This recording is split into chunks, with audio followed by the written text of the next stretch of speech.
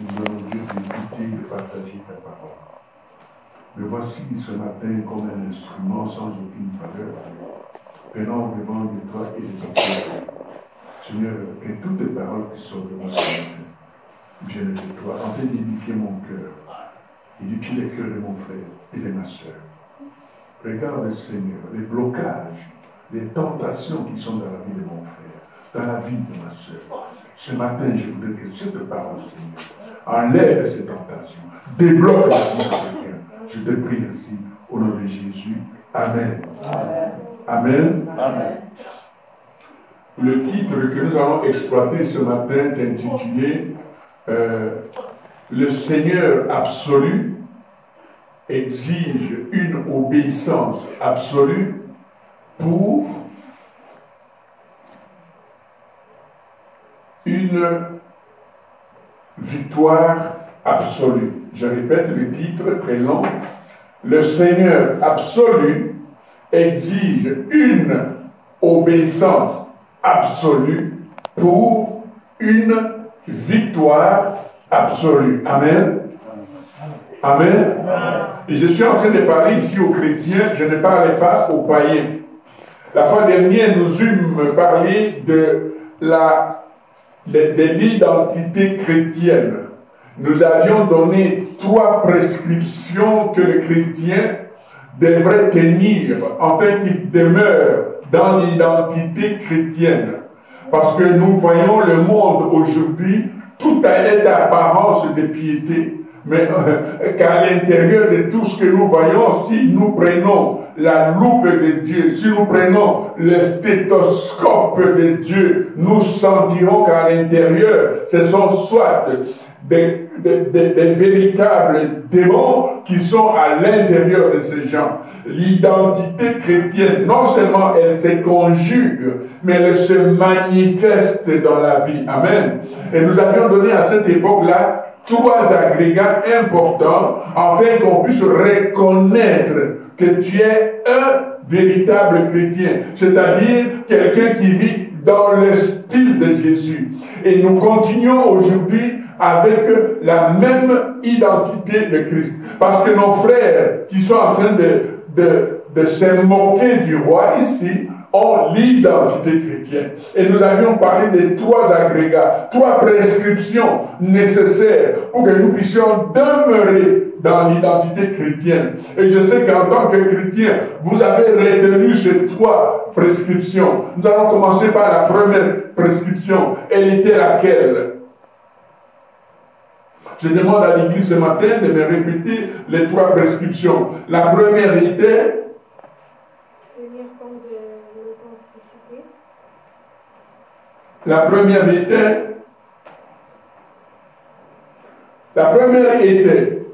reconnaître la véracité et l'authenticité de la parole de Dieu qui ne passera jamais.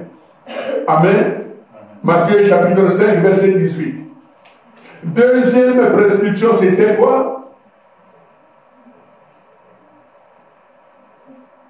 Mettre en pratique la parole immuable de Dieu et l'enseigner aux autres afin qu'ils puissent la mettre en pratique. Amen. Matthieu chapitre 5, verset 19. Troisième prescription était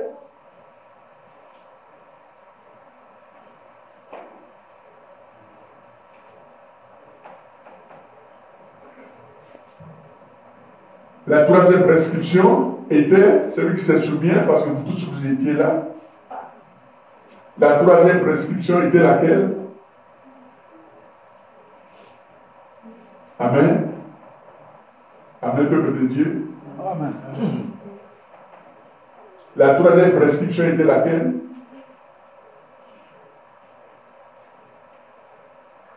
Vivre selon la justice de Dieu. Ça, c'est la troisième prescription.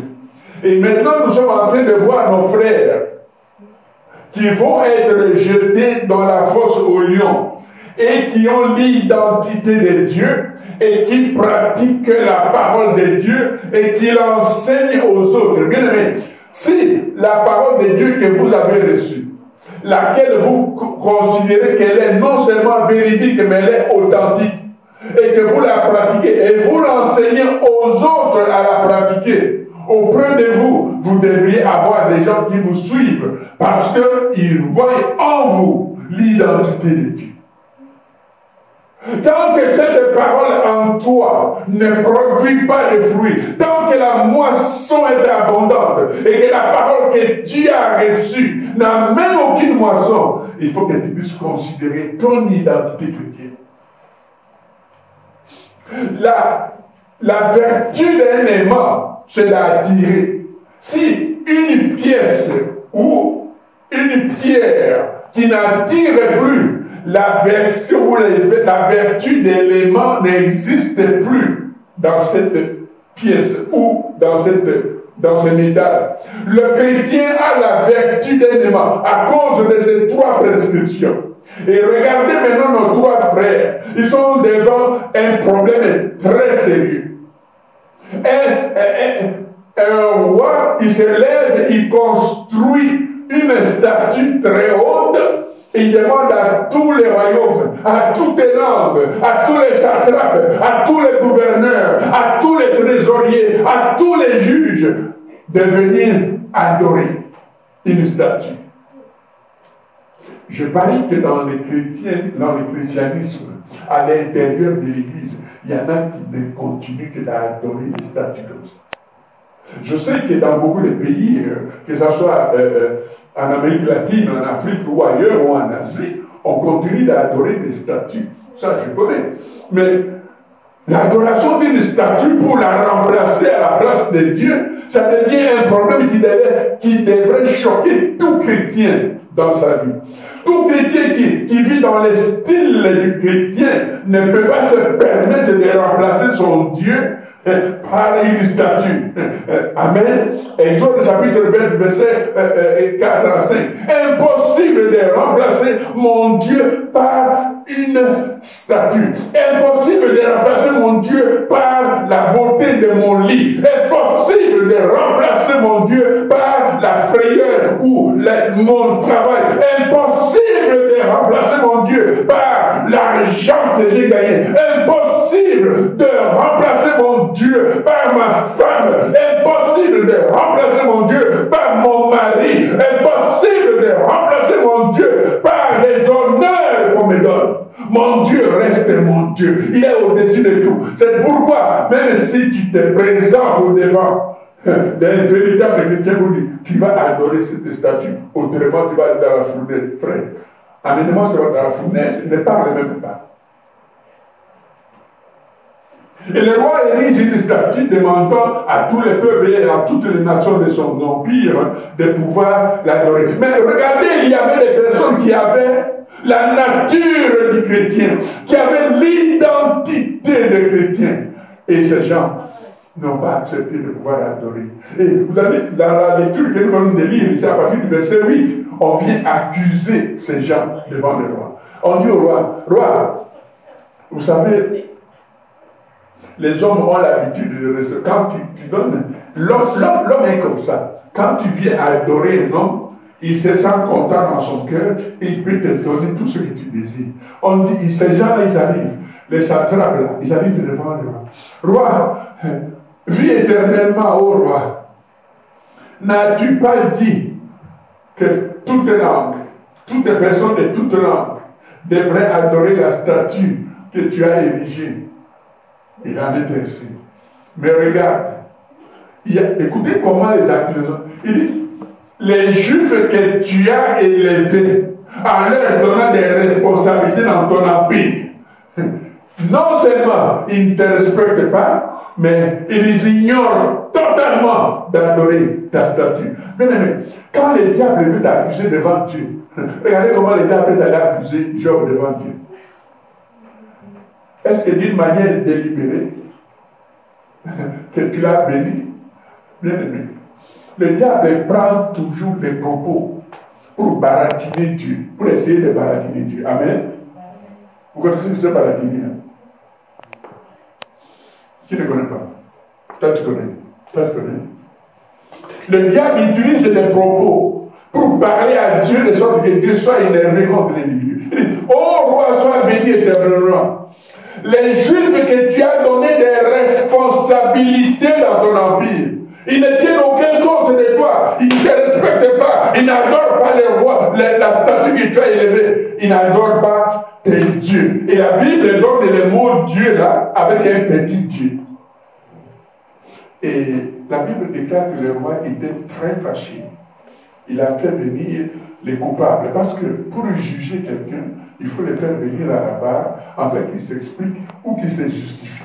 Le roi, dans son arrogance, il fait venir les trois frères Meshach, Abednego et Shadrach devant lui pour les juger. Il leur pose une seule question. Il dit, est-ce d'une manière délibérée que vous ne voulez pas adorer la statue que j'ai élevée?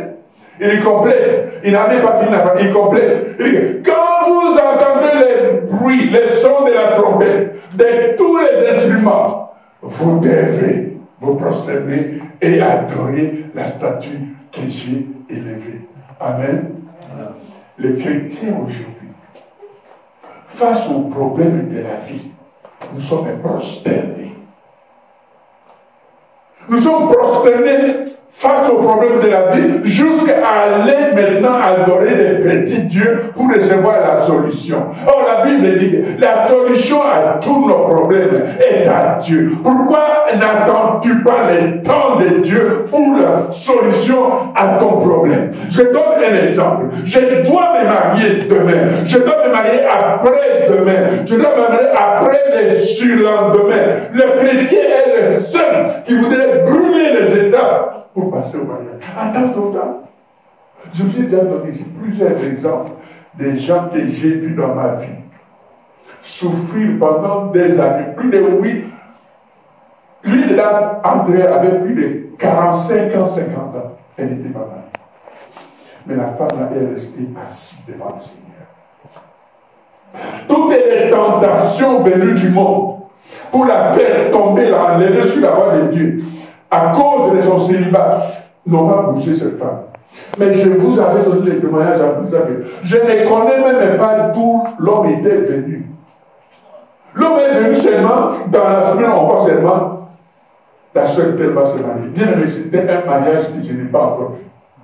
Non à cause de l'ensemble de toute la dépense, mais à cause du caractère, du miracle que Dieu a opéré dans la vie de cette personne qui avait l'identité de Dieu. Vous savez, la personne qui, même si le diable l'accuse devant Dieu, on ne trouve rien pour le dire. Et nos frères Meshach, Shadrach et Abednego étaient préparés. Ils étaient devant Dieu et on est allé les accuser. On a dit que, mais oui,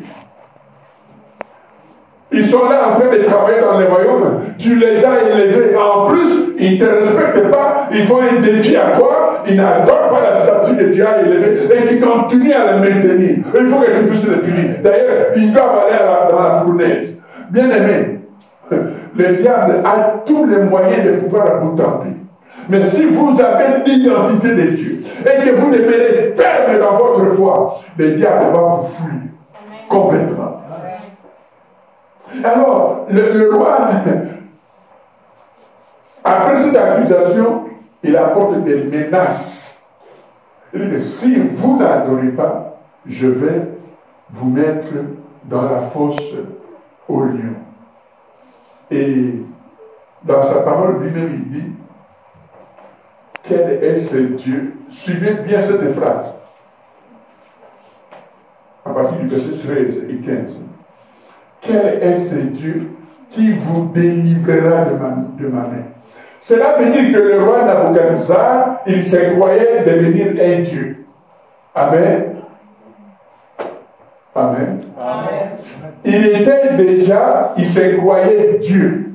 Il dit que je veux voir quel est le Dieu qui va vous délivrer de ma main. C'est-à-dire qu'il sait qu'il croyait maintenant qu'au-dessus de lui, il n'y avait plus un autre Dieu. Alors que Meshach et Shadrach et Abednego, ils savaient qu'il y avait un autre Dieu au-dessus de ce roi. Et c'est ce Dieu-là qui sert. Il ne peut pas servir un Dieu païen comme celui-là. Bien aimé, la nature chrétienne C'est une nature que nous, quand nous avons cette nature, elle ne peut en aucun moment être partagée ou partager l'honneur de notre Dieu avec un autre. Mais chaque Abednego était dans le même cas. Impossible de prendre les honneurs du Dieu puissant pour les partager avec un petit homme périssable, une poussière qui retournera poussière. Elle devra dire, merci frère, je verrai quel est le Dieu qui viendra vous délivrer de ma main. Notre Dieu, c'est un Dieu de fidélité. Amen. Quels que soient les tourments dans lesquels vous vous trouvez, et que vous mettez votre confiance en ce Dieu-là, il sera toujours là. Il n'abandonne pas ceux qui ont confiance en lui. Il ne vous délaissera jamais. Luc chapitre 21, verset 12. Il ne vous délaissera point. Il ne vous abandonnera point. Même si tu es dans un trou, bien aimé, pendant les semaines qui viennent de passer ici, je viens de vivre un événement qui nous a fait vraiment pleurer. Maman pasteur ne parle aujourd'hui, elle apporte la parole à Grémy. Mais je veux vous dire la vérité. Si vous la voyez, elle a maigri. Nous avons passé un moment, pendant plus d'1 mois, un moment difficile.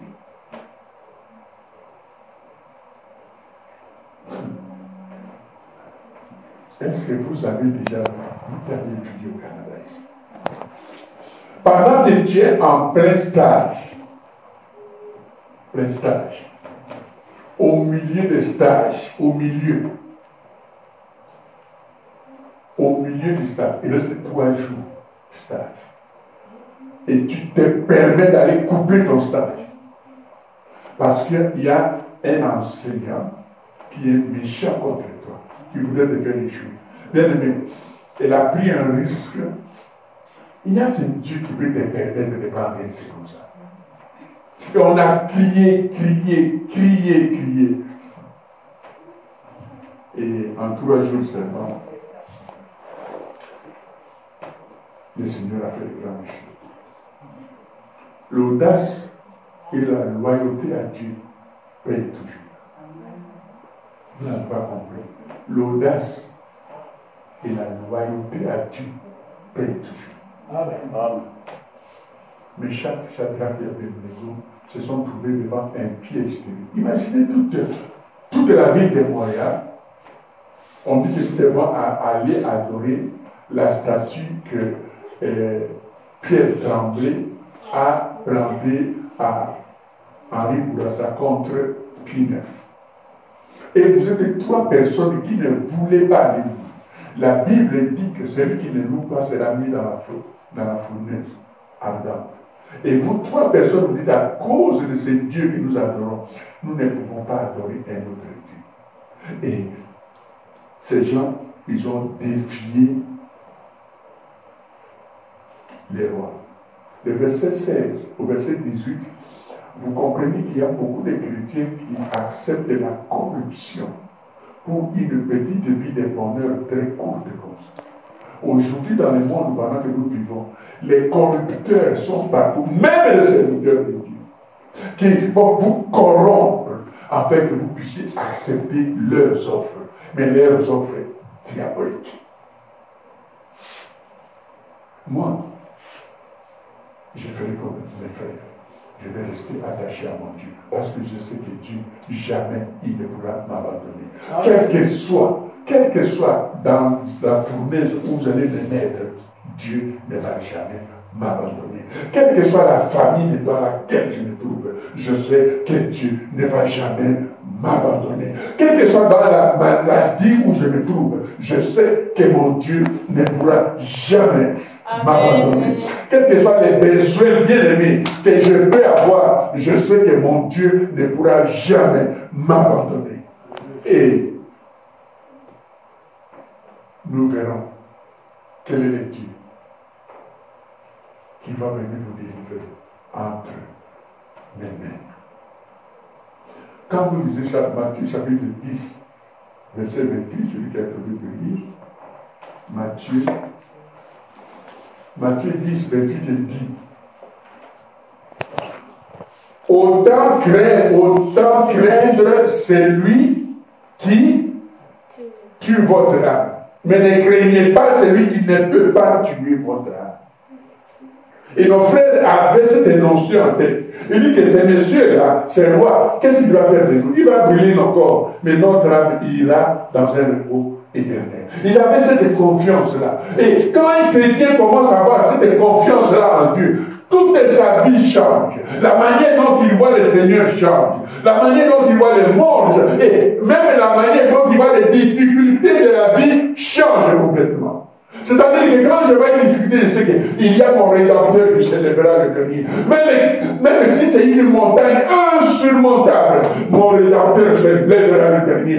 Même si les dunes sont pleines sur ma route, mon Rédempteur, lorsqu'il marchera, il abaissera les dunes sur ma vie. Même s'il y a plein d'incompréhensions dans la vie, mon Rédempteur s'élèvera et toute l'incompréhension cédera. Et nos frères, ils avaient cette idée.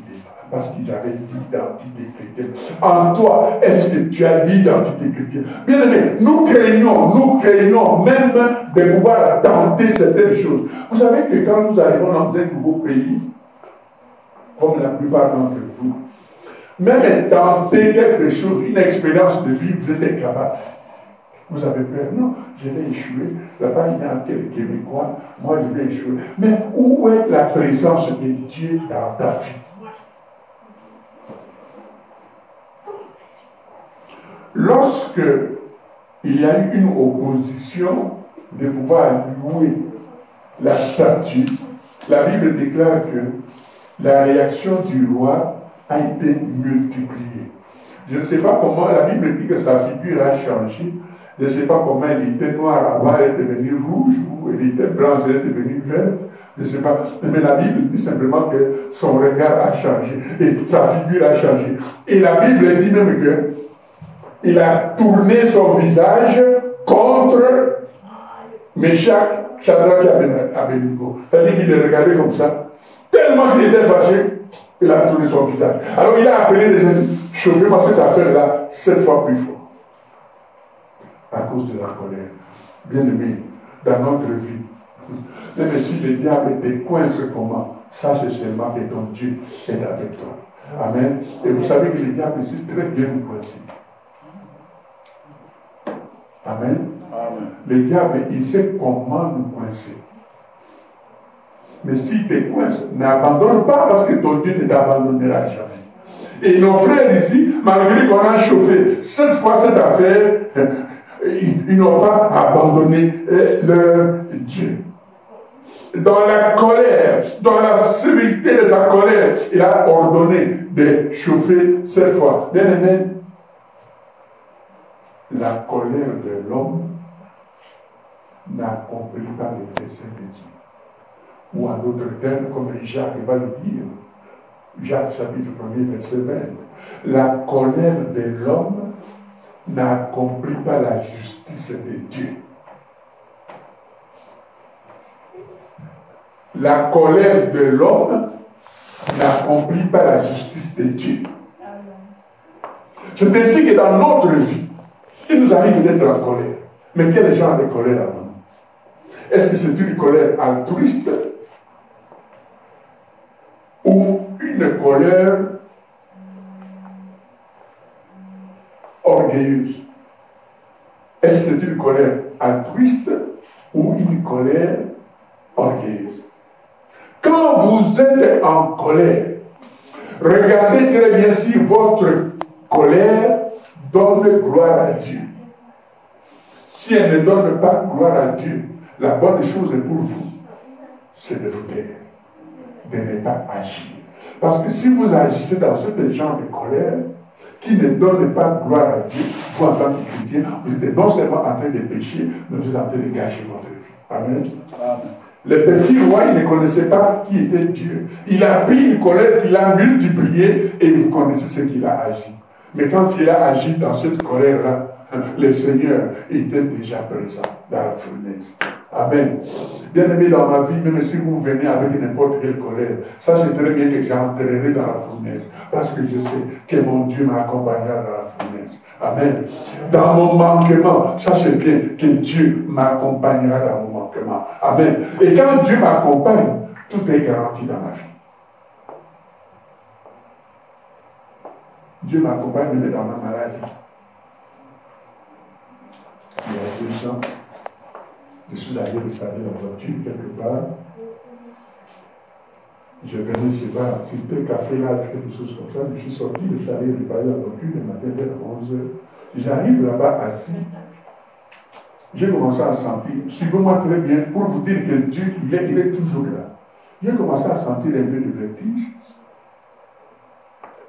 Je me lève, je sens les pieds qui ne tiennent plus, j'étais en train de tomber. Qu'est-ce qui se passe? Les mécaniciens me regardent et disent, son pied ne va pas. Est-ce que tu peux appeler quelqu'un? Même le temps d'appeler, il fait devenir difficile. Heureusement, j'ai tombé le numéro de l'administrateur Albert. J'ai appelé. Albert, il faut venir. Je ne me sens pas très bien. Quand il arrive, quand il était en train de venir, j'essaie encore de me lever pour sortir. Il y avait, vous savez, quand vous allez dans les. Pour ceux qui ont le temps d'aller dans les garages, il y avait un tas de pneus comme ça. Donc, je ne pouvais plus tenir. Je tiens. Tous les pneus sont tombés. Les mécaniciens regardent et disent, le frère, il y a quelque chose qui ne va pas. Mon langage a commencé également à changer. Après, c'est après qu'on m'a dit ça, c'était un AVC que tu as commencé à avoir. La chance pour moi était que le frère Albert arrive ici, il me met dans l'automobile, on abandonne mon auto, on court à l'hôpital. Quand on court à l'hôpital, écoutez le médecin, il dit que ce monsieur-là est 1 heure pour vivre. J'étais ici à Montréal, vous tous vous êtes en train de manger votre semoule, j'étais dormir, j'étais heureux. Mais moi, j'étais à 1 heure. Quand on m'a amené quand il m'a amené à l'hôpital de Fleury, en urgence, les médecins qui me reçoivent n'arrivent pas à connaître ce qu'il a fallu qu'il appelle un autre médecin dans un autre hôpital pour que ceux-là lui disent ce qu'il voit de moi. Quand il voit de moi, l'autre médecin lui dit, avec tous ces signes-là, si vous n'amenez pas ce médecin dans 1 heure, il est mort. Amen. Et dans moins de temps, on me met dans une ambulance. Il était quelle heure? Aux alentours de 5 heures. Embouteillage que vous n'avez jamais vu. Et moi, je n'avais qu'1 heure. Écoutez bien.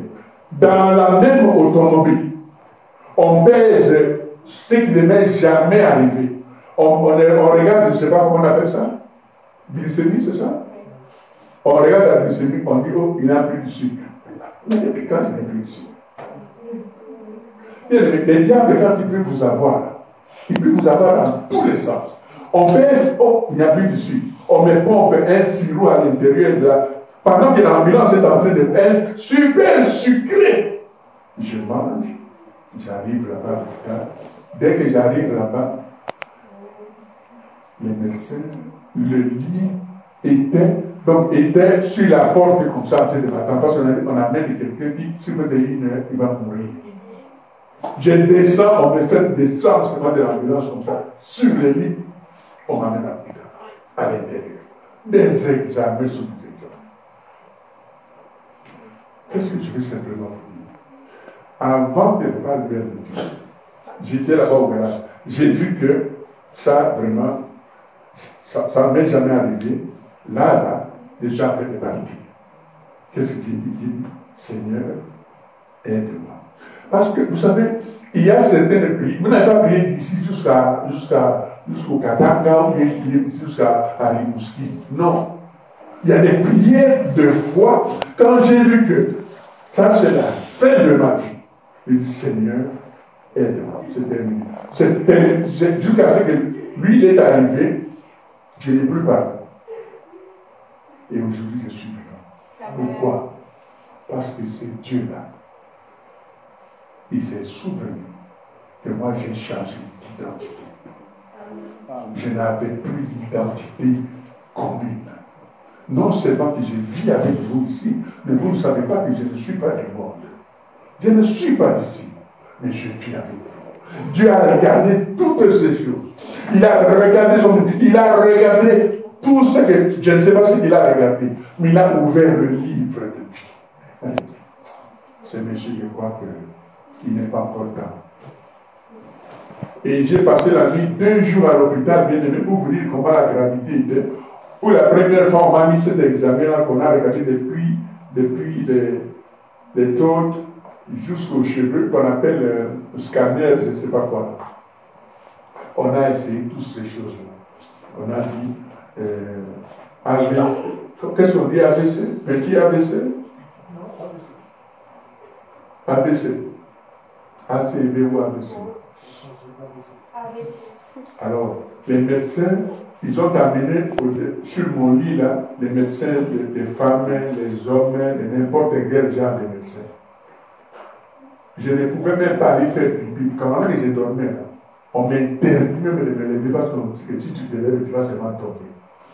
Il était 3 heures du matin, ma femme était à côté de moi. J'ai pleuré, je vais seulement. Je ne sais pas vous expliquer, mais je dois aller au toilette. Quand je vais me lever, ma femme me dit non. Quand je vais me lever, l'histoire là, on sonne, et puis l'infirmier me dit non, je vais aller au toilette. Tu vas aller sur le lit. Je me lève, je marche, je vais au toilette et je rentre. Ma femme ne comprend pas, tout le monde ne comprend pas, moi je ne comprends pas. On m'avait injecté, on n'a rien fait, on a fait seulement le significat. Dieu, il restera Dieu. Mais il faut que vous ayez son identité. Vous pouvez mourir avec simplement la fièvre. Parce que vous n'avez pas l'identité de Dieu. Le diable peut entrer dans ton corps, c'est même pas une petite fièvre comme ça. Crac, tu es mort. Pourquoi? Tu n'as pas dit. Qu'est-ce que tu vas confesser devant Dieu? Qu'est-ce que tu vas confesser devant Dieu? Le diable a des possibilités de t'accuser très bien chez Dieu. Regarde celui-là. C'est celui-là qui dit qu'il est chrétien. Il n'est même pas chrétien. Ou elle n'est même pas chrétien. Regarde. Une petite fièvre comme ça. On va t'enterrer. Tu n'as pas l'identité. Mais regarde nos frères. Ils étaient des personnes qui vivaient avec le roi, mais qui n'étaient pas là. Ils avaient des responsabilités sur la terre, mais ils ne vivaient pas sur la terre. Ils n'étaient pas de la terre. Et lorsque on les conduit dans la fournaise, la Bible déclare que le miracle arriva. Le miracle arriva quoi? On prend, écoutez très bien, on va les lier les mains, on va les lier les pieds, on va les lier. Et la Bible déclare qu'on les a jetés dans la fournaise avec leurs éhacons, leurs caleçons, leurs tuniques et leurs manteaux.